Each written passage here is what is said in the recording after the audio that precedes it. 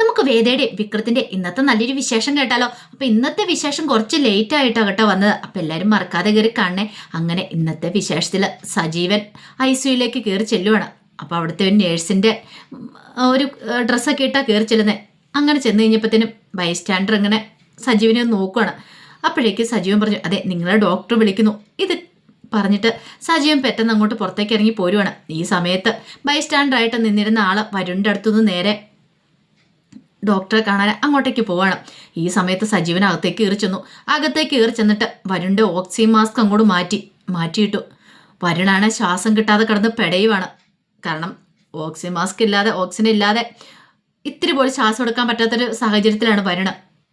പിന്നീട് ഒന്നും അറിയത്തില്ലാത്ത മടി സജീവൻ അങ്ങോട്ട് ഇറങ്ങിപ്പോയി. ഈ സമയത്ത് ബൈസ്റ്റാൻഡർ എന്ത് ചെയ്യണം, അവിടെ റിസപ്ഷൻ ചെന്ന് ചോദിച്ചു, അല്ല ഡോക്ടർ എന്നെ അന്വേഷിച്ചെന്ന് പറഞ്ഞായിരുന്നു. ഡോക്ടർ അന്വേഷിച്ചിട്ടില്ലോ. ഡോക്ടർ പോയിട്ട് സമയം കുറേ ആയല്ലോ. ഡോക്ടർ അന്വേഷിച്ചില്ലേ? പിന്നീട് അയാൾ അങ്ങോട്ടേക്ക് വന്നു കഴിഞ്ഞപ്പോഴത്തേനും മാസ്ക് ഒക്കെ മാറ്റിയിട്ടിരിക്കുന്നു. ശ്വാസത്തിന് വേണ്ടി കിടന്ന് പെടയുന്ന വരുണിനെ കണ്ടേ. പെട്ടെന്ന് പോയി നേഴ്സിനെയൊക്കെ വിളിച്ചുകൊണ്ട് വന്നു. അങ്ങനെ നേഴ്സ് ഒന്ന് പരിശോധിച്ച് നോക്കിക്കഴിഞ്ഞപ്പോഴത്തേനും അയാളുടെ ബോഡി കുറച്ച് വീക്കായിട്ടുണ്ടായിരുന്നു. കാരണം ഇത്ര സമയം ഓക്സിജൻ കിട്ടാതെ വന്നു കഴിഞ്ഞപ്പോൾ ജീവനോട് കിടന്ന് മല്ലടിക്കുമായിരുന്നു വരുണ്. ആ സമയത്ത് MLA ഇതൊന്നും അറിയുന്നുണ്ടായിരുന്നില്ല. MLAയുടെ മോളുടെ ബർത്ത്ഡേ ആണ്. അപ്പോൾ അത് സെലിബ്രേറ്റ് ചെയ്യാൻ 12 മണിയാകാൻ വേണ്ടി കാത്തിരിക്കുവാണ് മോള്. 12 മണിയാൻ ഒരു മിനിറ്റ് കൂടെ ഒക്കെ ബാക്കിയുണ്ട്. അപ്പോഴേക്കും വിനി പറഞ്ഞു, അമ്മേ ഇതേ 1 മിനിറ്റ് കൂടെ ബാക്കിയുള്ളൂ. അപ്പോൾ റെഡി 1 2 3 ഒക്കെ പറയണം. അങ്ങനെ കൃത്യം 12 മണിയായി കഴിഞ്ഞപ്പോൾ കേക്ക് കട്ട് ചെയ്യാനായിട്ട് ഒരുങ്ങുവാണ്. അപ്പോൾ പാർട്ടി പോപ്പൊക്കെ പൊട്ടിച്ചു MLA. അതിനുശേഷം മോൾക്ക് വേണ്ടിയിട്ടൊരു സർപ്രൈസ് ഗിഫ്റ്റും കൊടുക്കുകയാണ്. ഇതെന്താച്ചാ മോള് തുറന്നു നോക്കുക. അങ്ങനെ തുറന്നു നോക്കി ഫോണ്. അമ്മ ഇത് കണ്ടോ, ഫോണ് വില കൂടിയ ഫോണൊക്കെയാണ് MLA മോൾക്ക് വേണ്ടി സമ്മാനിച്ചത്. പിന്നീട് വിനി പറഞ്ഞു, അമ്മേ നമുക്ക് കേക്ക് കട്ട് ചെയ്താലോ? ശരിയെന്ന് പറയണം. അങ്ങനെ കേക്ക് പീസ് കട്ട് ചെയ്തു. അങ്ങനെ MLAക്ക് കൊടുക്കാനായിട്ട് തുടങ്ങണ സമയത്ത് കറണ്ട് പോയി. കറണ്ട് പോയല്ലോ, ഇതെന്താ വെച്ചാൽ പെട്ടെന്ന് ഈ സമയത്ത് ഒരു കറണ്ട് പോക്ക്. അപ്പോഴേക്കും രേണുക പറഞ്ഞു, അശോ ഇവിടുത്തെ ഇൻവേർട്ടറും വർക്കാകത്തില്ലല്ലോ, അതും കേടായിട്ടിരിക്കുവാണല്ലോ.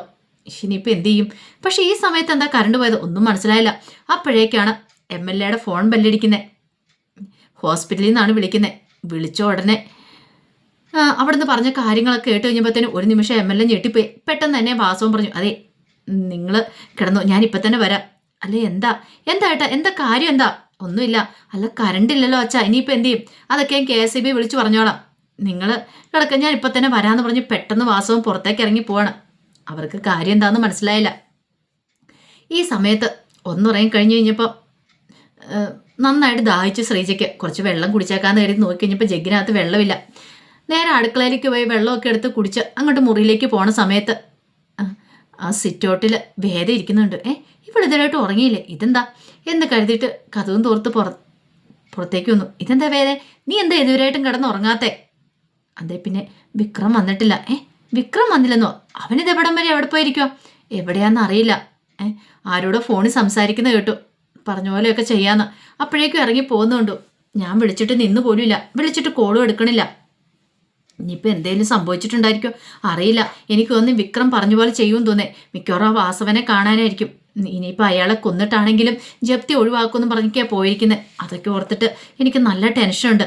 ശ്രീജ പറഞ്ഞു, ഒരു കാര്യം ചെയ്യാം, നമുക്കിത് അമ്മയോടും അച്ഛനോടും പറഞ്ഞാലോ? ഇത് നമ്മളിങ്ങനെ മനസ്സ് വെച്ചുകൊണ്ടിരുന്നിട്ട് കാര്യമില്ല. പിന്നീട് വേദയും ശ്രീജയും കൂടെ നേരെ മാഷിൻ്റെ മുറിയിൽ പോയി മുട്ടുവാണ്. ഇങ്ങനെ വിളിച്ചു കഴിഞ്ഞപ്പോഴത്തേന് കമല ഇറങ്ങി വന്നു. എന്താ പറ്റിയെന്ന് ചോദിക്കുകയാണ്. അപ്പോഴേക്കും മാഷും ഇറങ്ങി വന്നു. ഒച്ചപ്പാടും വേളം കേട്ട് ബാക്കിയെല്ലാം മുറിയിൽ എല്ലാവരും എഴുന്നേറ്റു. ആ സമയത്ത് ശ്രീജ പറഞ്ഞു, അതെ വിക്രം ഇതിനായിട്ടും വന്നിട്ടില്ലെന്ന്. വന്നില്ലെന്നോ?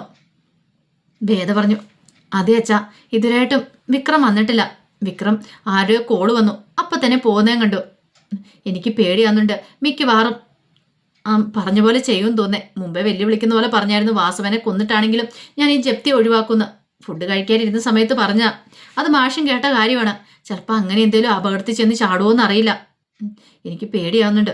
അപ്പോഴേക്കും കമല പറഞ്ഞു, ദൈവമേ ഇനി എന്തൊക്കെ ഞാൻ ഈ കാണുന്ന ഈ പ്രായത്തിൽ ഇനിയിപ്പോൾ എന്തൊക്കെയായിരിക്കും സംഭവിക്കാൻ പോകുന്നത്? മാഷ് പറഞ്ഞു, നീ ഒന്നും മിണ്ടാതിരിക്കുക കമലേ. മാഷിനിത് പറയാം, ഇതിന് പകുതി ഉത്തരവാദിത്വം മാഷിനുണ്ട്. അല്ല അവൻ ആഹാരം കഴിക്കാനിരുന്ന സമയത്ത് മാഷല്ലേ ഓരോന്ന് കുത്തി പറഞ്ഞുകൊണ്ടിരുന്നേ. അവസാനം അവൻ സഹിയിട്ട് പറഞ്ഞിട്ട് എഴുന്നേറ്റ് പോയതല്ലേ. അവനോടൊന്ന് മര്യാദയ്ക്ക് ആഹാരം കഴിച്ച് പോയി കിടന്ന് ഉറങ്ങില്ലായിരുന്നോ? ഇനിയിപ്പോൾ എന്ത് ചെയ്യാനാ എൻ്റെ ദൈവമേ. വേദ പറഞ്ഞു, നമുക്കൊരു പരാതി കൊണ്ടേ കൊടുത്താലോ അച്ഛാ. പരാതിയാ? പരാതിയായിട്ട് നമ്മൾ ചെന്നിട്ട് എന്താ പറയണേ? MLA കൊല്ലാനായിട്ട് അവൻ പോയെന്നോ? അങ്ങനെയാണ് പിന്നെ പരാതി കൊടുത്തിട്ട് കാര്യമുണ്ടോ? അല്ല അത് പിന്നെ അപ്പോഴേക്കും നന്ദിനി പറഞ്ഞു, മിക്കവാറും ഇങ്ങനെയാണെങ്കിൽ ഗുണ്ടകൾ രാത്രിയെല്ലാം ഇങ്ങോട്ടേക്ക് വരും, ഇവിടെ കിടന്നുറങ്ങാൻ പറ്റുമെന്ന് തോന്നില്ല. ആ സമയത്ത് മാഷ് പറഞ്ഞു, അതോർത്ത് നന്ദിനി പേടിക്കണ്ട, നിങ്ങളെല്ലാവരും പോയി കിടന്നു, ഒരു ഗുണ്ടകൾ ഈ വീട്ടിൽ വന്ന് രാത്രി ഒന്നും ഉപദ്രവിക്കാൻ പോകുന്നില്ല. ഇനിയിപ്പോൾ അങ്ങനെ എന്തെങ്കിലും വന്നാൽ പോലും ഞാൻ നിങ്ങൾക്കെല്ലാം കാവലിരുന്നോളാം, ഞാനിവിടെ ഇരുന്നോളാം, നിങ്ങൾ പോയി കിടന്ന് ഉറങ്ങിക്കോ.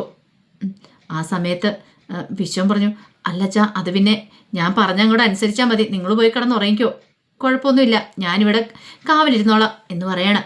അങ്ങനെ എല്ലാവരും പോയി കിടക്കാനായിട്ട് അങ്ങോട്ട് പോയി. മാഷ് പുറത്തേക്ക് ഇറങ്ങി വന്ന് സിറ്റൗട്ട് ഇരിക്കണം. മാഷിൻ്റെ മനസ്സിൽ കൂടെ പല പല ചിന്തകളും പോവുക. ഈ സമയത്ത് MLA പേടിച്ചു കുറച്ച് ഹോസ്പിറ്റലിലേക്ക് വന്നു. അപ്പോഴേക്കും ഡോക്ടറൊക്കെ വിളിച്ചു വരുത്തിയിട്ടുണ്ടായിരുന്നു, ഡോക്ടർ നേഴ്സും ഒക്കെ ഉണ്ട്.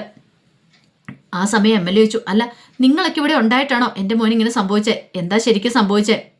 പിന്നീട് MLAയോട് കാര്യങ്ങൾ പറയാണ്. ഈ സമയത്ത് MLA പറഞ്ഞു, അതെങ്ങനെ സംഭവിച്ചു?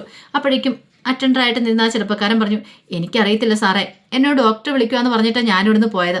അപ്പോഴേക്കും ഡോക്ടർ പറഞ്ഞു, അതിന് ഞാൻ വിളിച്ചില്ലായിരുന്നു. നേഴ്സ് പറഞ്ഞു, ഈ സമയത്ത് ഡോക്ടർ വിളിക്കില്ല എന്നറിയാലോ, അല്ലെങ്കിലും ഡോക്ടർ കാണാൻ വരുവാണെങ്കിൽ ഇങ്ങോട്ടേക്ക് വരത്തല്ലേ ഉള്ളൂ, അങ്ങോട്ടേക്ക് വിളിപ്പിക്കാറില്ലല്ലോ.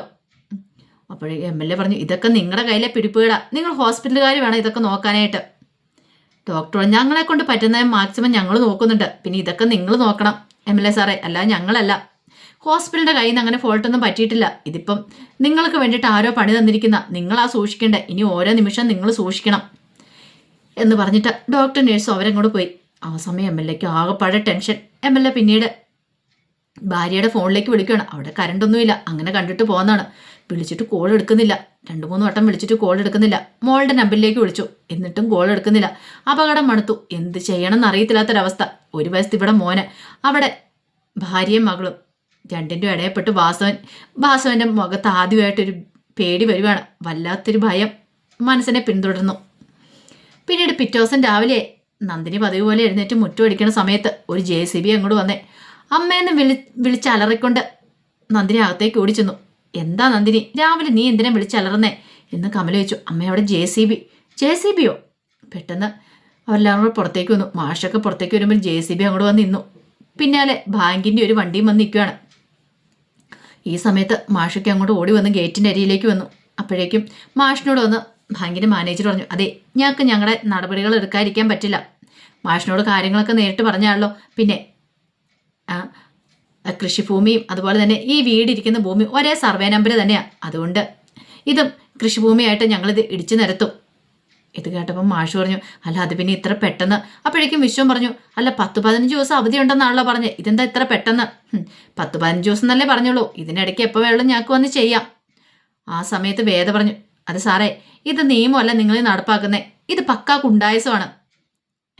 ഓഹോ, നിങ്ങൾക്ക് ഗുണ്ടായസമാണെന്ന് തോന്നുന്നെങ്കിൽ അങ്ങനെ ചെയ്യാം, പിന്നെ ഇത് കൃഷിഭൂമിയാണെന്നും പറഞ്ഞ് ഇവിടെ വീട് വെച്ചില്ലേ, അതിന് അറസ്റ്റ് വേറെ ഉണ്ടാവും എന്നൊക്കെ പറഞ്ഞിട്ട് അയാൾ ഇങ്ങനെ പേടിപ്പിക്കുക. വേദ പറഞ്ഞു, ഇതൊന്നും ഇവിടെ നടപ്പില്ല സാറേ, സാർ എന്താ വിചാരിച്ചുകൊണ്ടിരിക്കുന്നത്, ഇതെന്താ വെള്ളരിക്കപ്പെട്ടണോ? നിങ്ങൾ ചുമ്മാ ഒന്നിങ്ങനെ ചെയ്യാൻ പറ്റില്ല. അത് കുട്ടി നീ അങ്ങോട്ട് മാറി നിൽക്കുക, ഞങ്ങൾക്ക് ഞങ്ങളുടെ നിയമം നടപ്പിലാക്കിയാൽ മതിയാവൂ.